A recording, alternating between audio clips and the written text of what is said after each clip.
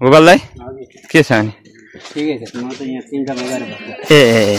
सिन्धुली जिल्ला तिनपान गाउँपालिका वडा नम्बर 8 बाहुन तिलपुङबाट म स्थानीय व्यवसायी पुरुषोत्तम घिमिरे तपाईहरुमा आज सिन्धुली जिल्ला तिनपान गाउँपालिका वडा नम्बर 8 काउलेमा घर हुनुभएका आदरणीय दाजु गोपाल मगरातीको घरमा हामी अहिले आइपुगेका छौं। उहाँको श्रीमती 1 वर्ष पहिले देहावसान हुनुभएको र उहाँका छोराहरू 3 भाइ छोराहरू र 2 बहिनी छोरीहरू हैन दाजु 2 बहिनी छोरीहरूमा 1 भाइ छोरो कमाउन बस्ने र 2 भाइ छोरा पढ्ने हुनुहुन्छ। उहाँहरूको पढाइको कुरालाई मध्यनजर गर्दै उहाँहरूको भविष्यलाई मध्यनजर गर्दै हाम्रा एकजना गुरु जसले आफ्नो नाम नबताउने शर्तमा 5000 रुपैयाँ सहयोग रकम पठाउनु भएको छ र त्यही बराबरको हामीले सहयोग रकम लिएर यहाँ आएका छौं। तपाईहरुलाई हामी जानकारी गराउन चाहन्छौं। श्रीमद् भागवत गीतामा भने जस्तै कर्मण्ये वाधिकारस्थे मा फलेषु कदाचन मा कर्म फल हेतुर्भुर ते संगुष्ट कर्मणि। त्यो श्लोकले भने जस्तै हाम्रो आदरणीय गुरु जो ज्ञानी हुनुहुन्छ, मेरो आदरणीय गुरु हुनुहुन्छ, उहाँले कार्य गर्ने कर्म गर्ने तर फलको आश नगर्ने इच्छा स्वरूप र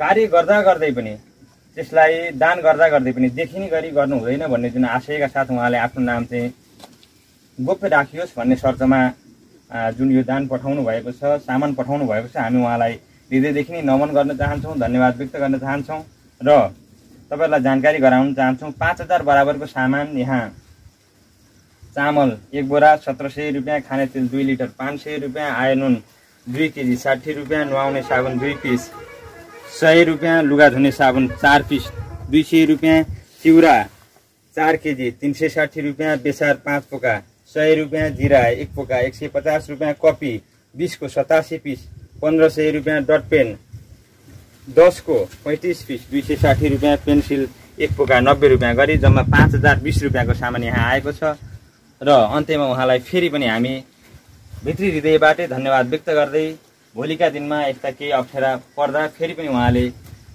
यस्ता विपन्न परिवारलाई सहयोग गर्नुहुनेछ भन्ने विश्वासका साथ बिदा हुन चाहन्छु। हस्, धन्यवाद, नमस्कार। साथै तपाईहरुलाई जानकारी गराउन चाहन्छौं, हाम्रो यहाँ प्रिय मित्र त्रिपुरेश्वर शिक्षा क्याम्पसका पूर्व सोभियु सभापति प्रमोद पाखरेनज्यू आउनु भएको छ। त्यसैगरी यहाँ आकाश भाइ लगायतका हाम्रो प्यारा भाइहरू, पुरुषोत्तम भाइ लगायतका भाइहरू आउनु भएको छ। उहाँहरूले यहाँसम्म आएर जुन यो कार्य गर्दै गर्दा सहयोग गरिरहनु भएको छ, उहाँहरूलाई पनि धेरै धेरै धन्यवाद व्यक्त गर्दै बिदा हुन चाहन्छु। धन्यवाद, नमस्कार।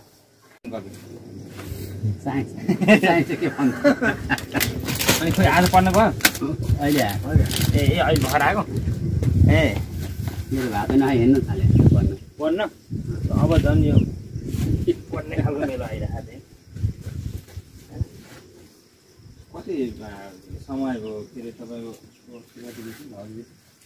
1 वर्ष भयो। हो कहिले आथे अस्ति हो र मही मर्ने बेला के अरे नाम उहाँको चिन्नुहुन्छ? के हो नाम उहाँको? हो र ए राम्रोसँग चिन्द रहेछ त है तिमीले। स्वास्थ्य बिमा हुन्छ, स्वास्थ्य बिमा त गर्नै पर्छ जसरी। ए अनि को छ भाइ घरमा? बच्चा बच्ची बिरामी हुँदा आफै बिरामी हुँदा तपाईको को कान्छ? 4 जना हिँड्छ। भाइ पनि छ? बुढी आमा सहित 5 जम्मा 3 जना? 5 जनाको बिमा हुन्छ। तिमीहरु 2 भाइ हो? हुँदाखेरि तपाईलाई 3 भाइ हो?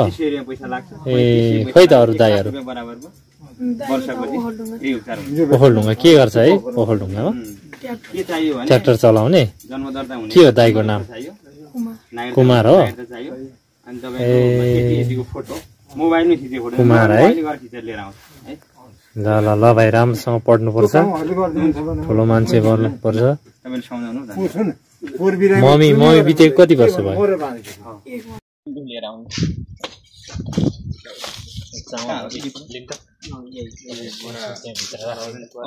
चामल बोरा बाबु